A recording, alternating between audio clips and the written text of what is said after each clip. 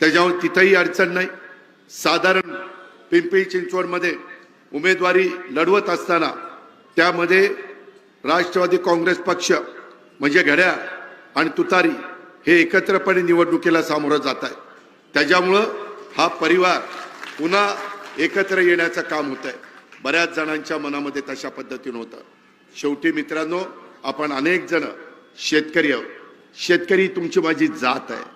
त्याच्यामुळं महाराष्ट्राच्या सर्वांगीण विकासाच्या करता काही गोष्टी कराव्या लागतात आणि तशा पद्धतीनं ह्यावेळेस ह्या सगळे नेते मंडळी बसलेली होती आणि जागांचं वाटप करत असताना काही पुढं मागं सरकून व्यवस्थित जागांचं वाटप केलेलं आहे।